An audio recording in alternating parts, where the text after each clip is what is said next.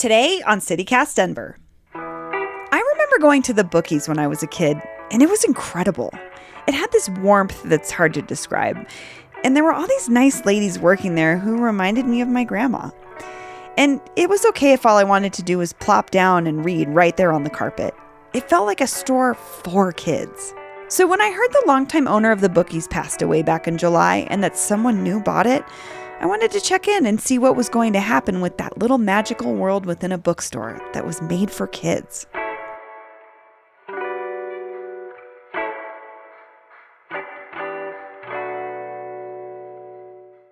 Today is Thursday, November 18th, 2021. I'm Bree Davies, and this is CityCast Denver.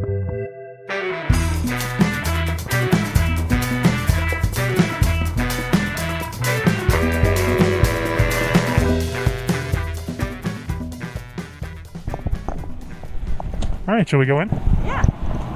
When my producer Paul and I pulled up to the Bookies off Colorado Boulevard in Glendale and walked through the door, the first person we met was Susan Loftus. She's been working there for 12 years. And I used to come in here as a teacher, like Jane did, like most of us did. A good number of us are former teachers and librarians. And so Sue knew us when we walked in the door, and she was one of those people that was always interested in you, always asked you questions. You know, she had an amazing memory, would ask you about things that even you couldn't remember. Susan's talking about the former owner, Sue Lubeck, who passed away in July, just 1 month before the Bookies' 50-year anniversary. I mean, she was a fixture in this city that, you know, is missed not just by those of us that work here, but by so many longtime customers who started buying books from her literally out of the trunk of her car before she had a store, and then out of her home, and then out of a couple smaller places until she moved here. After Sue Lubeck passed away, Susan admits that she and her colleagues were nervous about what would become of the shop. You know, it's just, she used to call it her family, her bookie family, and that's what it feels like here. You know, it's really truly that kind of atmosphere. So when we were going to get a new owner, that was our biggest concern, you know, that we still maintain that ambiance. And that was the big concern of all the customers who came in, you know, oh, is it going to change? What's going to happen? And we couldn't really tell them. And that's when the Bookies' new owner, Nicole Sullivan, walked in. She's the founder of another Denver independent bookstore, BookBar. And hopefully that means she's got some good answers to those questions.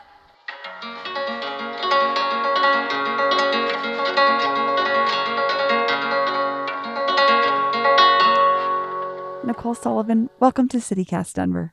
Thank you so much. Thanks for having me. I'm thrilled to be here. So we're going to start with talking about, so you're the owner of BookBar, and recently you made the decision to purchase another bookstore, the Bookies, where we are right now. Can you walk me through what that was like, or why you decided to buy another bookstore? Yeah, I mean, it kind of just fell into my lap. I was not seeking out another bookstore to purchase, or even thinking about, you know, a second location for BookBar. But the previous owner, Sue Lubeck, she was, you know, in her 80s, and her family was trying to get her to slow down and to retire potentially. And so they reached out about a year ago, and just to start a conversation, just to kind of test the water. And so I started thinking about it. You know, originally I thought, oh my God, we just started thinking about letting people onto the property again and you know, not doing just curbside pickup. How could I possibly even consider another bookstore? But the more I stewed on it, the more I thought, you know, this could make a lot of sense. So as I started thinking about it and letting myself get excited about it, the family came back and said, nope, she's not ready yet. And so then, you know, about a year went by, and we got BookBar back almost to normal. We're still working on that. And then Sue unfortunately passed away over the summer. And so then obviously the family came back and they put out some calls to, I think, the community at large. And the more I thought about it, the more excited I became about it. And eventually they chose us as the buyers. And it's just been such an incredibly wonderful experience beyond my expectations. And you were buying a bookstore, but you're also buying a community. Mm-hmm. I mean, there's this whole community, not just with the customers, but with employees that have been here for many, many years. How did you feel about taking that aspect on? Because you can't replicate the person that Sue was. Right. How did you step into that? Well, we'll see. It's very, very, very intimidating because Sue was such a larger than life figure from what I'm learning. And I'm still learning so much about her. I only got to meet her a couple of times in person. And after getting to know all the staff here and talking with the community and hearing all these stories about Sue that we've heard over the past couple of weeks, I really wish I had gotten to know her better. And I'm learning about all the things that we have in common, our passion for getting, books to children, especially lower income children, and what a difference literacy makes in people's lives. And I'm a huge believer in the importance of serving your community. And BookBar is that. It's a very community-centered bookstore. And so stepping into a different community is not something I ever thought I would do or want to do. But the more I learned about just how incredibly loyal the community has been to this store and to Sue and to the staff, I realized that I don't have to be a part of this community. They just needed somebody. I mean, the community's here, and the staff is still going to carry that out.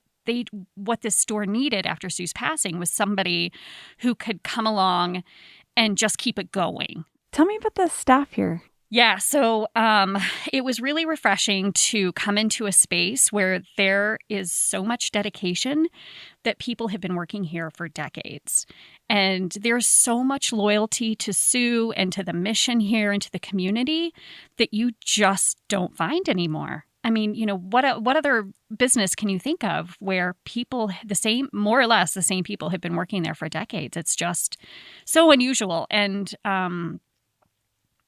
very inspiring. And so it's kind of in some ways exactly what I needed. Yeah. And I keep telling people, like, this has been so good for my soul because I can't tell you how many times I've heard the word kindness since we came here, talking about Sue's legacy, talking about their philosophy for customer service in retail. And I've seen it. I mean, everybody here is just so kind. They talk about how they're just like family. And when I first brought my family in here, one of the employees walked up to my daughter and said, "You're our Bookies family now." And it just felt so good. And it is completely different than what we do at BookBar. It's a 50-year-old bookstore rather than an 8-year-old bookstore. It's a very long-term staff. The average age is much older than at BookBar. And so it's different, but very complementary. And I think that's the thing that excites me about it the most. On my first day here, when we first had our initial staff meeting to introduce ourselves, one of the things I told staff is answering their biggest question, which is, why am I doing this? And, for all the reasons that I told you, but also I just had no interest in recreating the wheel. I have no interest in opening more BookBars and redoing the same thing I've already done, but saving a community institution and learning from all of these incredibly experienced booksellers that are here, that excites me. That's something I can get on board with. It makes me think of, so there's this running conversation in Denver, old Denver versus new Denver, right? Mm-hmm. And this is an old Denver institution. Mm-hmm. It's almost like a hard thing to explain. What is old Denver? But this is old Denver, a place people can count on. What if someone's like, oh gosh, my favorite bookstore got purchased? Do you have big changes in store? What are you thinking? Yeah, I mean, initially, when I first started thinking about this possibility a year ago, I had some initial changes in mind. But again, the longer I spend here, I mean, I'm only 2.5 weeks in now, but the more time I spend here, the less I want to change. I feel like it's just nearly perfect the way it is. This green carpet, you can't see it on audio, obviously, but yeah, I think we can all agree that it needs to be updated, Maybe and replaced. refreshed. Yeah, Yep. sure. And then so we signed a 2-year lease here. And so after a couple of years, I do want to buy our own property because I'm a huge believer in owning your own property if you have a small business and being able to control, especially a bookstore, being able to control your own future and your own rent. So we'll be purchasing something that is... I love old buildings, so it's probably going to be a funky, old, fun building that we can get in and play with. And but we won't be getting far away from this community. If anything, we'll probably go a little further south because that's what I have been told is the biggest need. That's so interesting. That'll be cool. I think that's one thing that, like, what's cool is we're in a strip mall. Yeah. And I was kind of explaining this to my producer, Paul, before because I hadn't been over here in a while. And I was like, oh, actually, the strip mall has been redone. Because it used to be a little bit more like, there's a bookstore in here. And then you come in and you're like, oh, my gosh, I'm in this whole other world. Right. It has this warm feeling. There's books everywhere. It's like, you want to be in here. Yeah. But I could see that even being expanded more in a cool building. Exactly. And I want to do kind of what I've done with BookBar and just make it a destination and have a lot more community activation, with more events, more book clubs. And I know they used to do that here, but with the pandemic and all of the staffing changes, it's been, as far as, illnesses, it's been really difficult for them to continue that and keep that up. So I want to bring that back. Because that seems like a very marquee piece of BookBar is that event-focused element. Bringing authors in, having conversations, having community conversations about all sorts of, I mean, that's just what comes to mind for me again, is I know authors in the city and that's their book. That's their spot. Yeah. And now this can be their spot again. Yeah. I mean, primarily, children's authors, of course. So our business model has also changed a little bit. And I say a little bit because we're doing what we've always done, at least at BookBar. So we have a nonprofit association called BookGive, and 10% of all of our book sales at BookBar go to BookGive, which gets books into hands all through Metro Denver. We'll be doing the same thing here starting next year.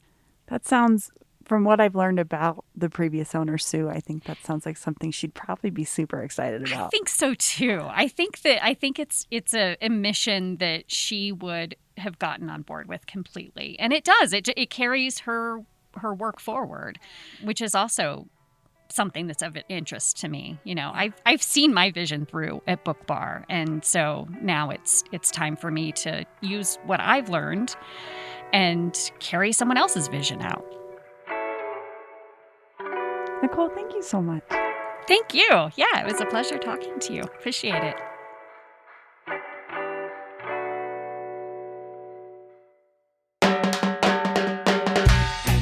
That's all for today here on CityCast Denver. If you enjoyed the show, why not take a minute to tell a friend about us, rate the show wherever you get your podcasts, and subscribe to our morning newsletter. We'll be back tomorrow morning with more news from around the city. See you later.